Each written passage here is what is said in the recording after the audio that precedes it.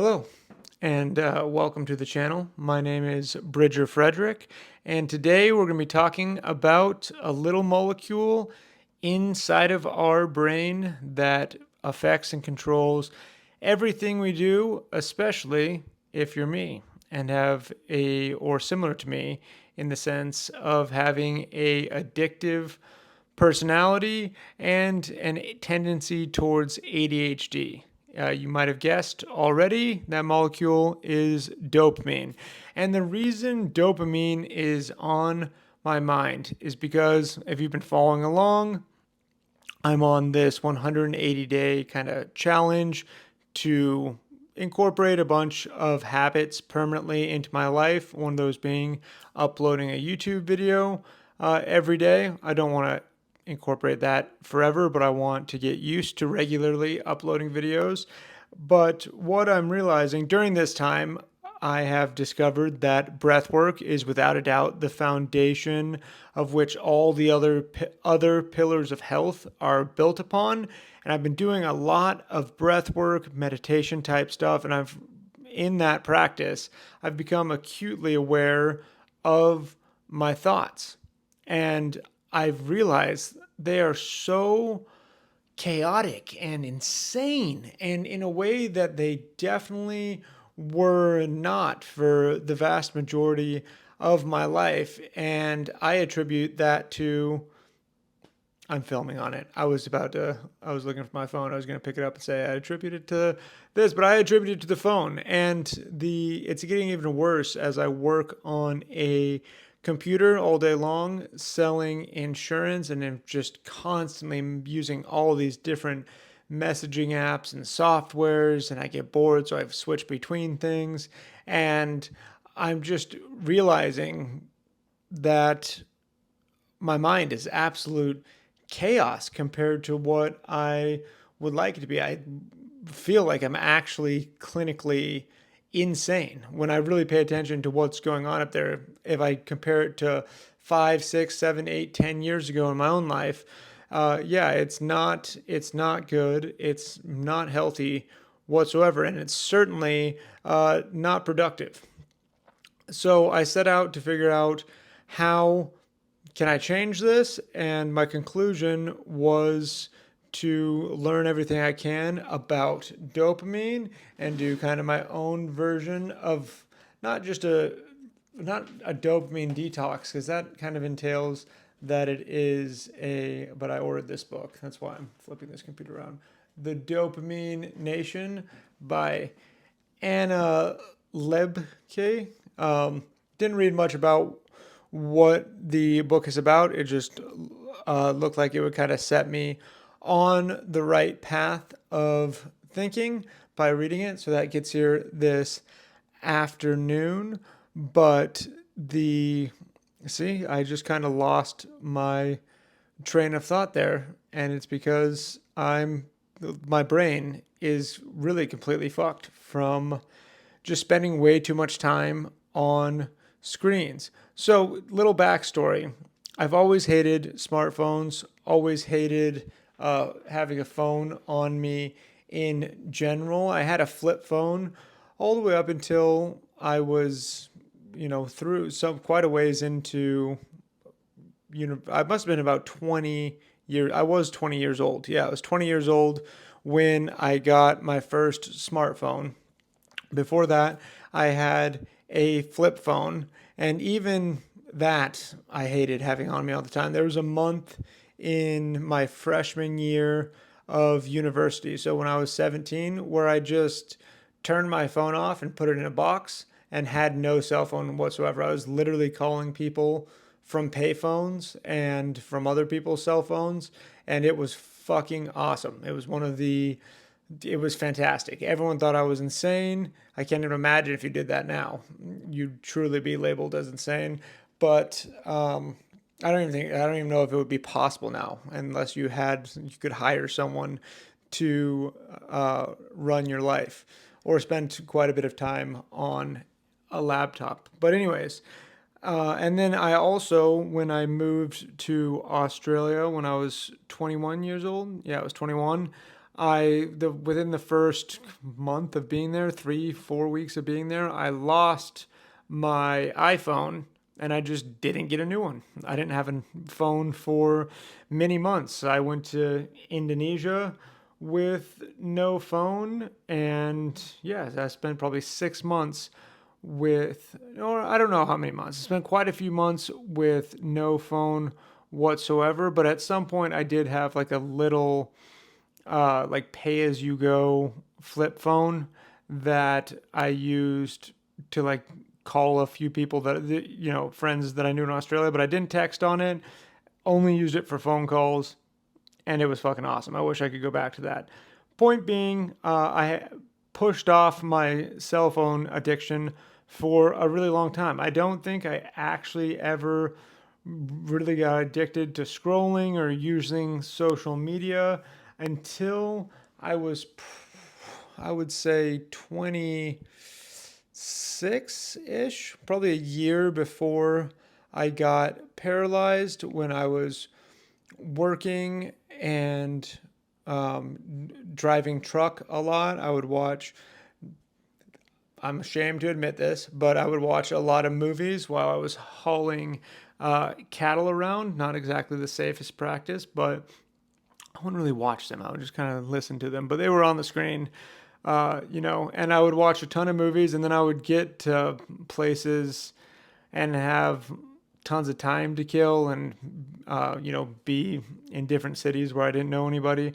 And I did definitely get pretty addicted to the dopamine high of scrolling at that time. So not not as long as many people have been addicted, but I have seen in the last, and then once I got paralyzed, the hospital, being stuck in a little tiny apartment for during COVID.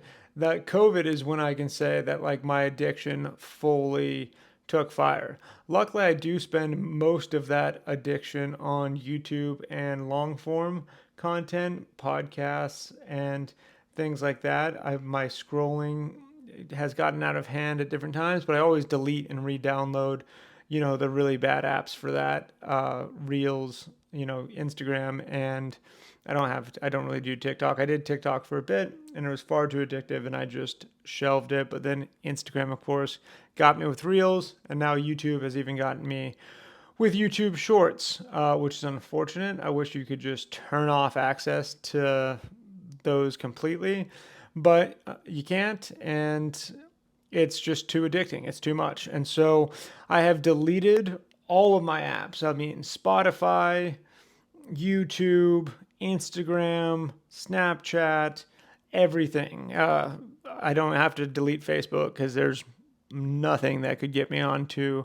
Facebook other than the local marketplace. But I have no problem steering clear of that one, and won't make a habit of getting on there. But other than that, deleted everything. The only apps that I deleted Netflix, Hulu, Prime Video, HBO Max, everything you can, at every streaming service possible on my phone. And if me or Kelsey doesn't pay for them, then I know someone that has a password that I can use. All of these things. So I have every streaming app imaginable and deleted all of them. And in preparation for getting this book. And the only apps I've left on there is an app called Breath Source. Only apps that have video access and are distracting or whatever, that I can intake content. Breath Source, my Apple Music app, and the reason I deleted Spotify is because I love watching the Joe Rogan Experience, but it's honestly it's a distraction, especially in video form. But I do have Apple Music, I have Apple Podcasts, I have the Breath Source app, which if you haven't ever heard of it and you're interested in breath work, it is absolutely phenomenal. It's just a whole bunch of videos about breath work. You can learn about breath work or just do breath work sessions with like so many different practitioners. So I've kept that on there, and that's going to be my primary source of distraction from the world if I have to, have my phone pull me in somehow. And then I also there's one more, oh, Audible. So I can listen to full on audiobook. So it's not like I'm completely detaching from the phone. There'll be plenty of opportunity to get entertainment from it. I just wanted to get rid of all potential video entertainment besides the breathwork sessions that I'm really and knowledge about breathwork because will get bored at some point with my like ridiculously short attention span, and now I'm just pushed towards something that has some long lasting positive benefit in a realm that I want to be deeply involved in. So that is the update for today. I've just realized that I'm basically an insane person. If you took my mind, transplanted my mind from 7 years ago into my mind today, the old me would be like, this is fucking chaos. Just not with, I have more positive self talk, I have more optimistic outlook, I would say, on life, but just the um, rapidity with which I switch what I'm thinking about is nuts. And I know it's a direct result of the phone, of just constantly switching tasks over and over again and just intaking so much information and bullshit and being switched from one emotion to another, being infuriated by when you're watching reels, you're laughing, then you're infuriated, then you're sad, and then, you know, you're filled with joy from, a well edited and curated story. It's just an onslaught, and it is not good for your mind. And it's the hardest thing to do, and I'm thinking that this is just my first step of really getting ahead of it because it's only going to get worse. AI is in full force. It is coming, and it is going to be so good. It's going to be so good at determining what really, gets your dopamine triggered and just giving you those little hits over and over again. And if you can't resist your phone and these apps now, if they're taking over your life now and really taking away from your life, then it's only going to get so much harder, so much worse. The only chance that any of us stand is to get in front of it now and just make the hard choice. Delete all those apps and live inside your own head for an undetermined amount of time per day. I just want to slow down and just teach myself that no, you do not reach for the phone every time you're bored. Quitting nicotine, I realized that was, kind of the punctuation mark on a lot of my thoughts. Or if I experienced an inconvenient emotion, I'd reach for nicotine. And the phone serves the exact same kind of punctuation mark. Anytime that there's a moment of boredom or inconvenient thoughts or whatever, it's just reach for the phone, throw on a YouTube, throw on a podcast, throw on some music. I actually don't think music is a negative distraction. I think it's highly positive. It actually kind of engages my thoughts. So that's why I kept, well, I don't even know if you can delete Apple Music, but kept Apple Music, and then kept podcasts mostly because I didn't think about it, and also that I am able to curb just audio listening. For some reason, it's much harder for me if there's video involved. Even if I'm like passively like doing things and cleaning, the videos kind of in uh, my pocket, but I'm just checking it out every now and then. Anyways, yeah, so I'll evaluate, and if I have to, buy some other app to lock me out of those apps or have to figure out a way to delete them, I will, because I'm going to absolutely, take my mind back into my own hands and just do what needs to be done. I'll know that I've made it in life. My goal, like if I really reached the top of my, material success mountain, I would be able to hire a personal assistant and go back to having a flip phone. That is like the pinnacle of success to me.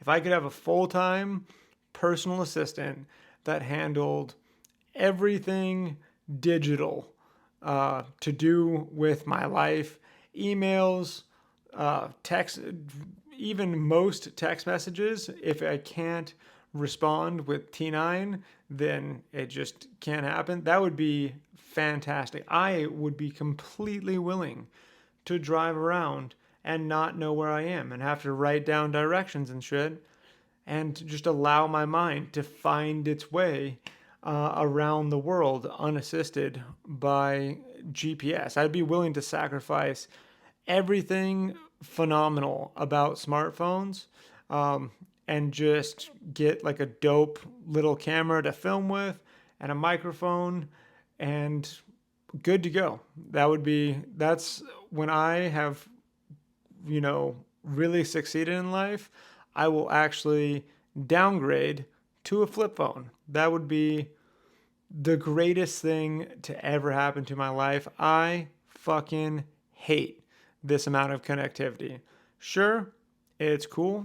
It's great sometimes. I do live in Florida and my family lives in Idaho, and I'm super grateful to be able to FaceTime them and connect with them and, see my little nieces and nephews and my parents, my grandparents through the camera. That's great. Other than that, fuck these things. They just make our lives worse in every single way, deluding ourselves to think any differently. Yes, the access to information is fantastic. It's great being able to look up recipes and do all these things, but you can get cookbooks, you can do these things in an analog way, and it's just better. It's just so much better because when you're looking at your recipe, you don't get a text message or a notification and hop onto that, and it's just it's creating chaos. And I knew that intuitively. I just didn't want to face the inconvenient truth.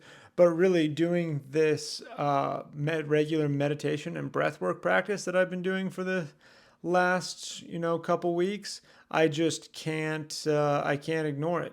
If I just think about where I was, half a decade, a little more ago, prior to spinal cord injury, prior to really allowing, this thing, especially, if I look back to when I was traveling full time and just completely engrossed in what I was doing every single day, running, hiking, exploring, biking, through Africa. I wasn't spending any time on a phone. I didn't even have internet for the vast majority of the time I was there because I was out in the wilderness. If I compare my mind to back then to now, I mean, it's a real travesty. Not that I have gained so much positive insight and knowledge and stuff, and a lot of that knowledge has come through this phone into my mind, but just the short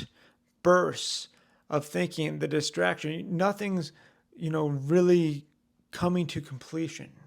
Lots of thoughts are just not fully coming to fruition, and it's not natural and it can't be good. So that's what I'm doing.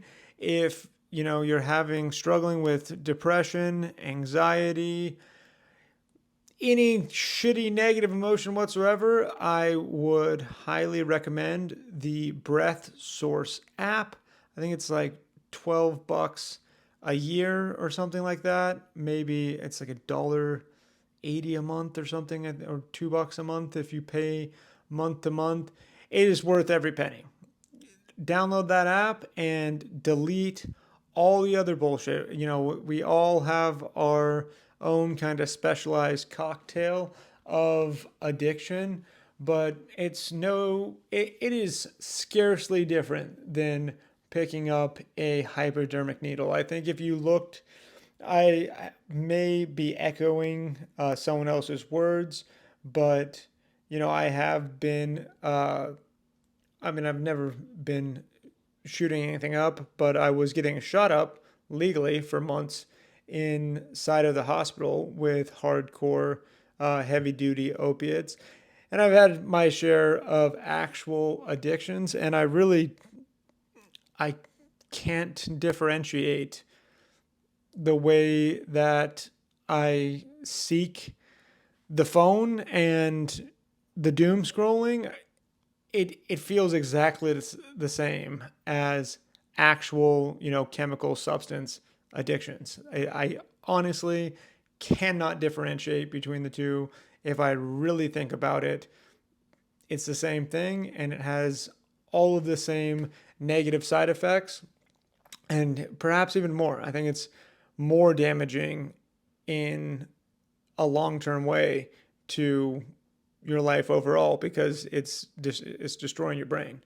But that's it. That's my spiel for day number 86 of a 180-day challenge. I love you guys. I hope this finds you well, and you know, you'll see me with a, you know, intact dopamine system coming soon. Goodbye.